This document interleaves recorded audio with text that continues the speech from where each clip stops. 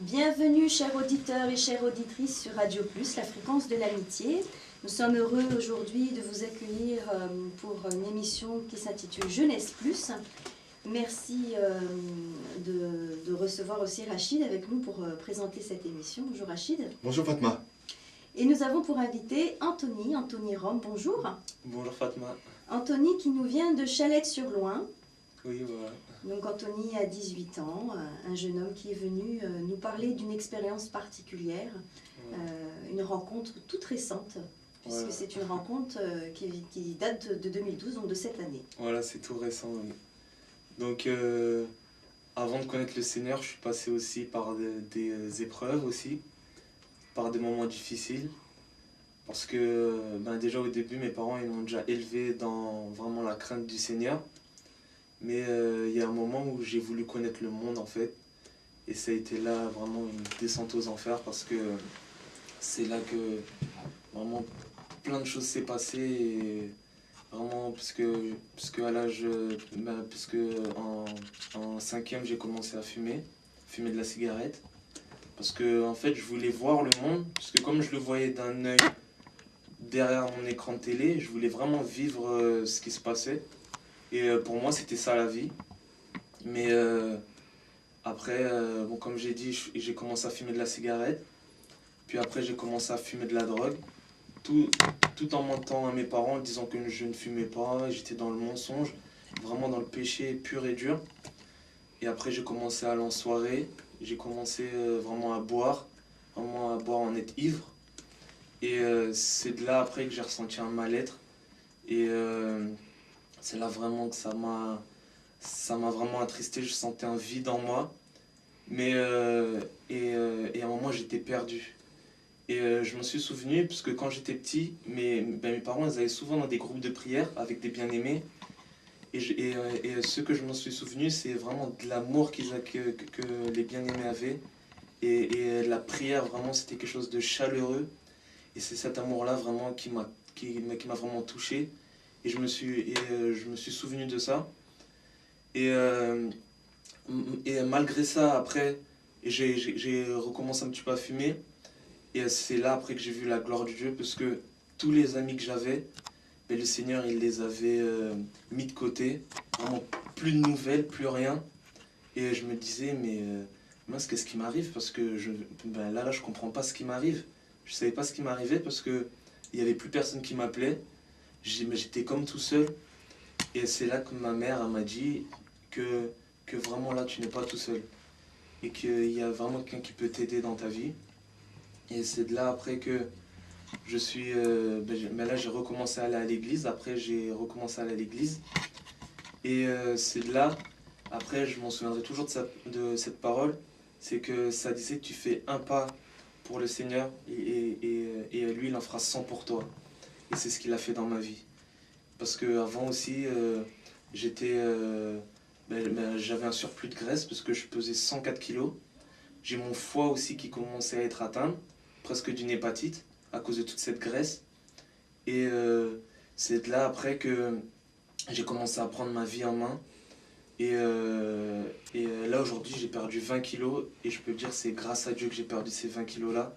Et j'ai fait les analyses et il n'y a plus rien il n'y a plus rien autour de mon foie.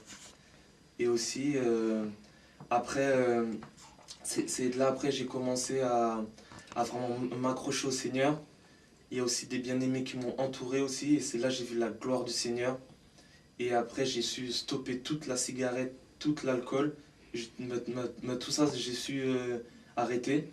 Et aussi il y en a beaucoup comme des amis à moi qui me demandent ah oui mais Anthony comment t'as fait et tout.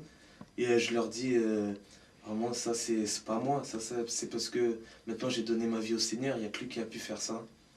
Et voilà, et puis en juin, et puis en fait il y avait des dates de baptême pour juin. Et en fait le pasteur il avait dit ça. Et je sais pas, un matin je me réveille, mais vraiment le Seigneur comme s'il m'avait saisi. Et j'ai dit à mes parents, il faut que je donne mon cœur à Jésus parce que là vraiment je sens qu'il m'appelle. Et ma mère en fait elle était plus réticente parce que comme elle me disait, ça c'est quelque chose mais vraiment que tu fais dans toute ta vie. C'est vraiment un grand choix qu'il faut que tu fasses. Parce qu'en fait, parce qu'elle croyait que que je faisais ça à la légère. Mais non, parce qu'elle connaissait pas ma vie avant, parce que je lui mentais. C'est de là après que je lui ai dit, maman, j'ai fait des choses pas bien, que j'ai fumé, que je lui ai tout, mais vraiment je lui ai tout révélé. Et j'ai dit ça à mon père, on a prié. Et après, quand la date du baptême était arrivée, je me suis inscrit et c'est de là après je me suis fait je me suis fait baptiser. Et vraiment j'ai vu la gloire du Seigneur dans ma vie et je le vois encore. Et c'est de là que j'ai vu que j'ai pris la bonne part. Donc j'ai perdu, avant je faisais 104 kilos, maintenant j'en fais plus que 84.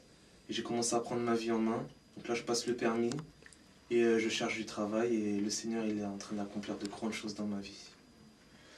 Anthony, lorsque vous êtes revenu à l'église, est-ce que vous êtes revenu de vous-même ou alors c'est vos parents qui vous ont entraîné? Ah non, pas du tout, parce que en fait mes parents ils voulaient vraiment me laisser faire le choix de moi-même en fait, parce qu'ils voyaient que vraiment à un moment j'étais réticent, je voulais vraiment plus aller à l'église, parce que on n'avait pas le même esprit.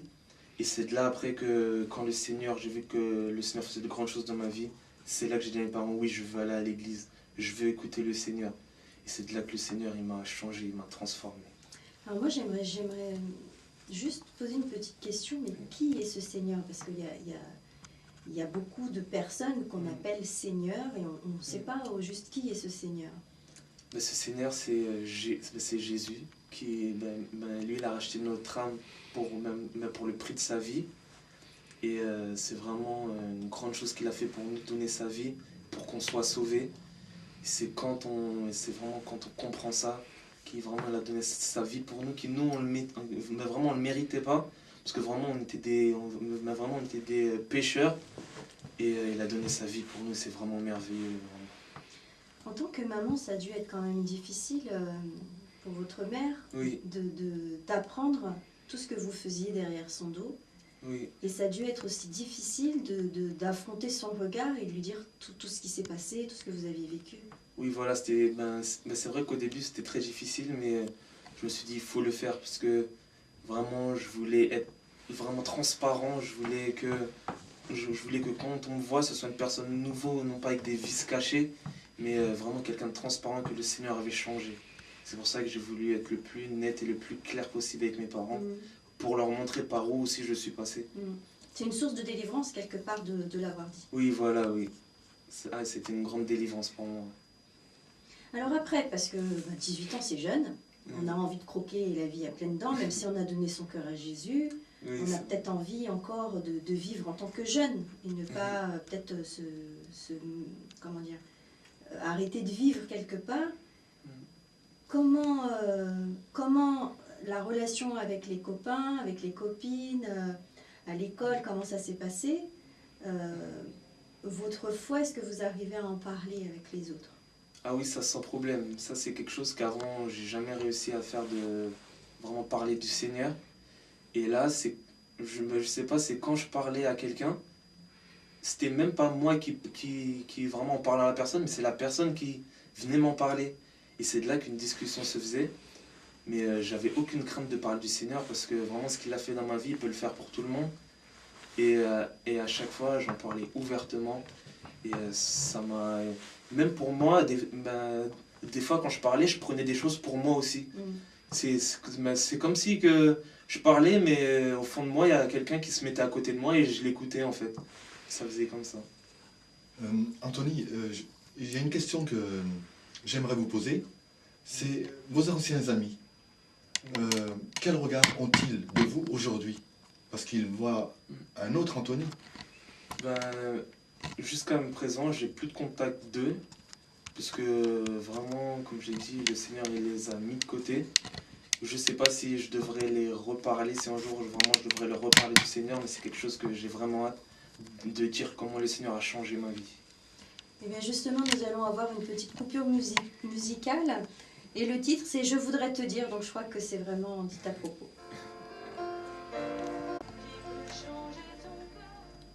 Oui, Anthony, nous allons... il y a une question que j'aimerais vous poser, c'est justement par rapport à votre poids.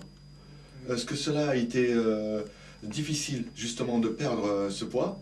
Et par rapport à, justement à cette guérison miraculeuse, vous avez expérimenté donc la puissance de Dieu. Oui, voilà, c'est vraiment une puissance de Dieu parce qu'avant, j'avais déjà fait des régimes, mais ça n'avait jamais marché. J'avais même pris un nutritionniste et ça n'avait même pas marché.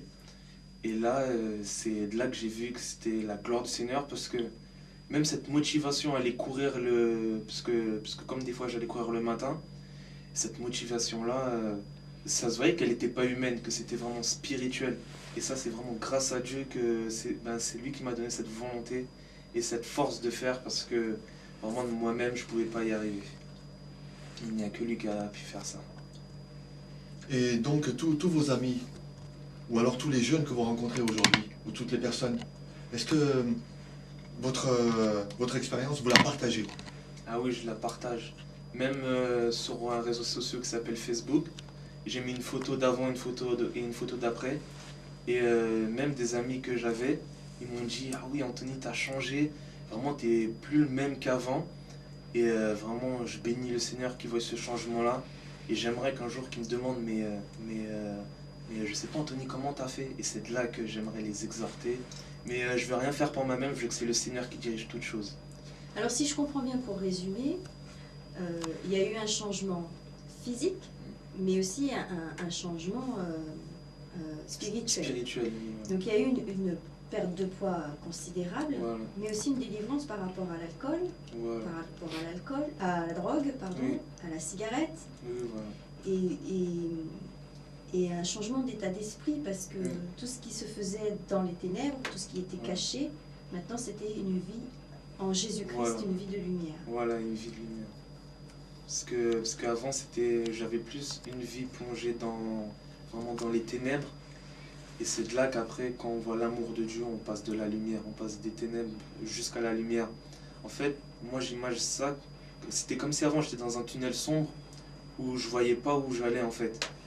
Mais c'est quand j'ai vu la lumière, et c'est de là que j'ai pu sortir de ce tunnel-là et vraiment de voir une vie, mais vraiment une belle vie. Parce qu'avant je disais que la vie, vraiment je méritais pas d'avoir la vie, je méritais pas de vivre sur cette terre parce que la vie elle était nulle.